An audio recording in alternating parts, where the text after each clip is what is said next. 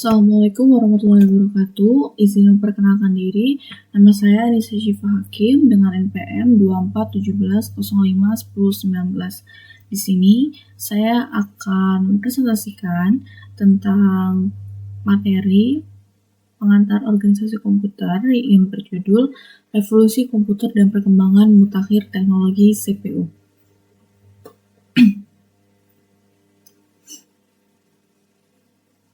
Next.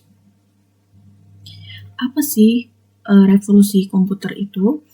Revolusi komputer adalah transformasi drastis dalam teknologi dan masyarakat yang dipicu oleh perkembangan dan penyebaran komputer, mulai dari komputer besar hingga komputer pribadi, yang dimana itu mengubah cara kita bekerja, berkomunikasi, dan berinteraksi dengan dunia.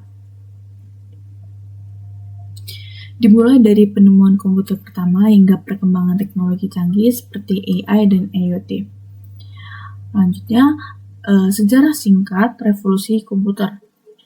Yang pertama itu ada di generasi 1, yaitu dari tahun 1940 sampai 1956.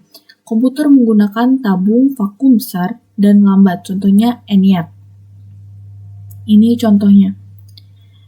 Di sini ada contoh dari ENIAC itu sendiri, di mana ENIAC itu menggunakan tabung vakum yang besar, nih seperti digambar, dan lambat. Jadi mungkin dia besar, jadi dia memakan waktu yang cukup lambat. Selanjutnya generasi 2 ada di 1956 sampai 1963. Transistor menggantikan tabung vakum lebih kecil dan efisien. Selanjutnya ada di generasi 3,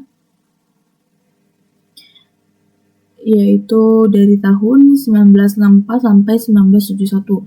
Penggunaan IC atau Intricate Circuit, seperti pada gambar di samping ini, yang meningkatkan kecepatan dan kapasitas. Selanjutnya di generasi 4, itu dari tahun 1971 sampai sekarang. Dia menggunakan mikroprosesor diperkenalkan memungkinkan komputer menjadi lebih kecil dan lebih cepat. Nah, ini contoh dari mikroprosesornya. Dia memungkinkan komputer itu menjadi lebih kecil dan lebih cepat pastinya. Karena semakin maju perkembangan zaman, pasti teknologi itu akan semakin meningkat dan semakin cepat. Kecepatannya itu semakin meningkat. Di sini ada terdiri dari 3 komponen utama. CPU itu adalah Central Processing Unit, yaitu komponen utama komputer yang berfungsi sebagai otaknya komputer. Nah, cara kerja CPU itu mengambil instruksi dari memori, melakukan tugas yang diperlukan, mengirim output kembali ke memori ini, seperti contoh di samping, di mana CPU itu bekerja, mengambil instruksi dari memorinya, dan melakukan tugas yang diperlukan. Terus setelah itu dia mengirimkan outputnya ke memori. Nah, CPU ini terdiri dari 3 komponen utama. Yang pertama itu ada ALU atau Arithmetic Logic Unit. Sini ALU, dia melakukan operasi matematika dan logika. Seperti namanya aritmetika. Jadi sudah jelas tugasnya itu melakukan operasi matematika dan logik. Yang selanjutnya ada CU atau Control Unit. Control Unit itu mengontrol aliran data dan instruksinya. Dan yang ketiga itu ada Register, yaitu penyimpanan sementara untuk data dan instruksi ini. Seperti contoh ini ada ALU, Control Unit, dan Register. Nanti itu dibagi lagi menjadi control bus, data bus, dan address bus. Ini sistem busnya. Perkembangan teknologi CPU. Tahun 1971, tahun ini tuh merupakan tahun awal dari melejitnya CPU buatan Intel pertama yang diperkenalkan. CPU jenis generasi pertama dari Intel ini diberi nama mikroprosesor 4004. Mikroprosesor buatan Intel ini pertama kali diuji coba pada mesin penghitung Buscom. Tahun 1972, ketika tahun 1972 ini, Intel kembali mengeluarkan mikroprosesor 8008 yang berkecepatan hitung 2 kali lipat dari MP sebelumnya. MP atau mikroprosesor tersebut adalah MP 8 bit pertama yang didesain untuk mengerjakan satu pekerjaan saja. Jadi mikroprosesor itu adalah mikro 8 bit yang didesain pertama tujuannya tuh untuk mengerjakan satu pekerjaan saja. Jadi lebih menghemat waktu, lebih efisien untuk pengerjaan dalam waktu yang singkat. Tahun 1974, Intel kembali mengeluarkan MP terbaru dengan seri 8080. Pada seri ini, Intel kembali melakukan perubahan dari MP multi-voltage menjadi triple voltage. Teknologi yang dipakai NMOS dan ternyata lebih cepat dari seri sebelumnya. MP adalah otak pertama bagi komputer yang bernama Altair. Masih dalam tahun 1974 juga muncul MP dari produsen lain seperti MC 6800 dari Motorola. Jadi pada tahun 1974 ini, banyak sekali teknologi-teknologi Intel yang mikroprosesor ini banyak sekali mengeluarkan seri-seri terbarunya. Tuh, ada seri 8080, terus ada ini juga MC 6800, dan masih banyak lainnya. Selanjutnya, di tahun 1978, prosesor 8086 adalah CPU pertama 16 bit. Tetapi pada saat itu masih banyak digunakan mainboard standar 8 bit karena motherboard 16 bit masih tergolong sangat mahal. Kemudian, pada tahun 1979, Intel merancang ulang prosesor tersebut sehingga compatible dengan mainboard 8 bit yang diberi nama 8088, tetapi secara logika bisa dinamakan 8086SX. Dan di tahun 1982 mulai dikenalnya Intel sebagai raksasa CPU adalah ketika perusahaan tersebut mulai memperkenalkan CPU Intel 286 atau yang lebih dikenal dengan 80286. CPU 80286 ini adalah prosesor pertama yang dapat mengenali dan menggunakan software yang digunakan untuk prosesor sebelumnya.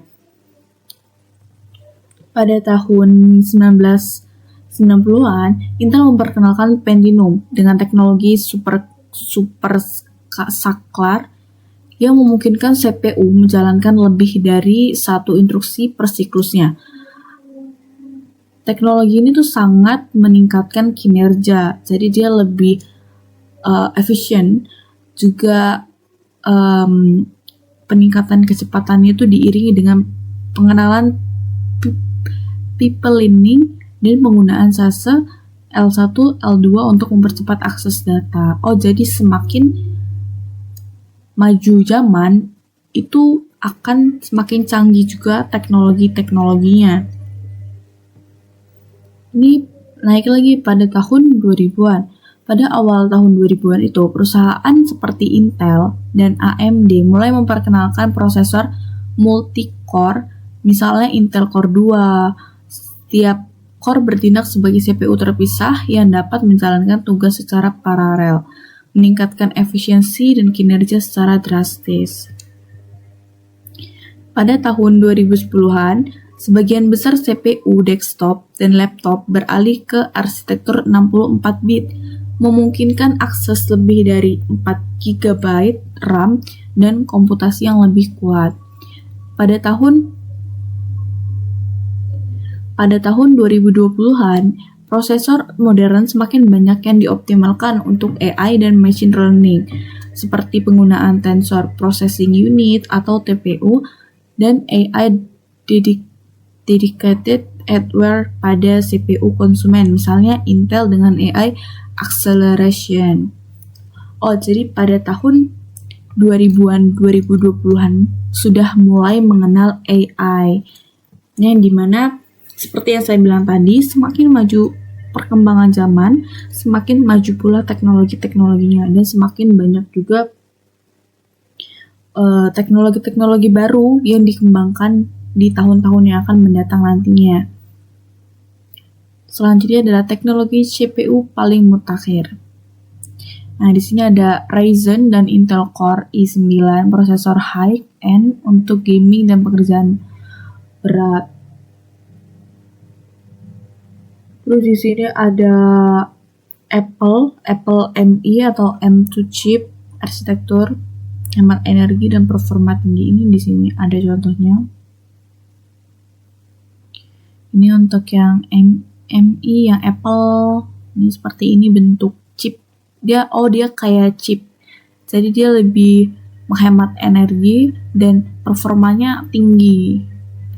Untuk quantum computing, Google sedang mengembangkan komputer kuantum untuk pemrosesan super cepat. Ada AI accelerator, chip khusus untuk machine learning seperti Google Tensor Processing Unit. Terus di sini ada 3nm Technology, teknologi pabrikasi terbaru yang memungkinkan chip lebih kecil dan lebih efisien.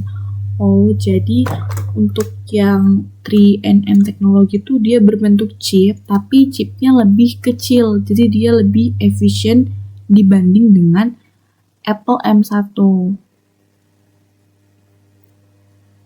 Selanjutnya ada dampak revolusi komputer dan CPU. Dampak positifnya dari revolusi komputer dan CPU yang pertama itu adalah membantu proses globalisasi. Dengan adanya komputer, membuat dunia menjadi seperti tanpa batas dan sangat dekat antara belahan dunia yang satu dengan belahan dunia yang lainnya. Yang kedua, memudahkan dalam hal komunikasi.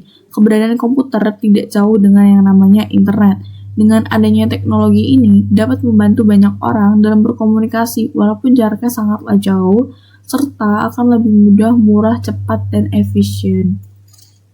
Ya, jadi yang tadinya alat komunikasinya itu adalah bertemu langsung, dengan adanya teknologi terbaru ini, atau komputer, atau handphone, telepon, sejenisnya, itu akan memudahkan mereka untuk berkomunikasi. Jadi tidak perlu bertemu langsung, sudah bisa berkomunikasi, yaitu melalui komputer atau telepon seluler lainnya. Itu juga akan menghemat waktu, terus menghemat biaya juga, dan lebih mudah untuk berkomunikasinya. Yang ketiga, yaitu membantu dalam mencari informasi. Dengan teknologi komputer dan internet, membuat orang-orang yang dapat dengan mudah mengakses berbagai macam hal yang ingin diketahui di internet, kapanpun dan dimanapun. Benar. Kalau tidak ada teknologi seperti komputer dan internet, masyarakat akan sangat sulit untuk mencari dan menemukan informasi. Biasanya, bagi orang zaman dulu itu menggunakan televisi, tapi bagi yang tidak punya bagaimana? Jadi, dengan adanya teknologi komputer dan internet itu akan memudahkan mereka untuk mencari informasi melalui internet. Dan yang pastinya ketika mencari informasi harus dipilah-pilah terlebih dahulu, disaring informasi tersebut agar tidak terkena berita hoax. Dampak negatif revolusi komputer dan CPU. Yang pertama, antisosial. Nah, benar banget. Dampak negatif ini dapat ditimbulkan karena adanya komputer. Sikap ini muncul karena sifat dari komputer yang adiktif dan membuat pengguna komputer menjadi nyaman untuk menggunakannya. Yang kedua, pornografi. Komputer sudah sangat dekat kaitannya dengan internet. Dengan adanya internet, membuat beberapa orang menyalahgunakan fungsi dari internet. Kecanduan game online juga sangat buruk karena dapat mengganggu kesehatan, mempersingkat jam istirahat, serta pola makan seseorang. Terbengkalainya pekerjaan serta kegiatan seorang di dunia nyata, serta dapat mendorong seseorang untuk melakukan hal-hal negatif jika sudah mengalami gangguan kejiwaan. Benar, biasanya orang yang menggunakan komputer atau orang yang terlalu lama di depan komputer, dia akan kecanduan. Atau untuk anak-anak yang suka bermain game online di komputer atau di gadget, itu adalah hal yang sangat buruk karena game online bisa membuat seorang menjadi kecanduan, dan itu akan membuat orang-orang meninggalkan pekerjaannya serta kegiatan-kegiatannya di dunia nyata. Karena apa? Karena sudah kecanduan dengan game online. Itu tadi. Itu adalah 3 dampak negatif dari revolusi komputer dan CPU. Oke. Jadi kesimpulannya adalah revolusi komputer itu telah membawa perubahan yang besar dalam kehidupan manusia. CPU sebagai komponen inti terus berkembang mendukung teknologi masa depan seperti AI dan quantum computing. Kita harus bijak dalam memanfaatkan teknologi ini untuk kebaikan bersama. Thank you for your attention. Terima kasih atas perhatiannya. Saya akhiri. Wassalamualaikum warahmatullahi wabarakatuh.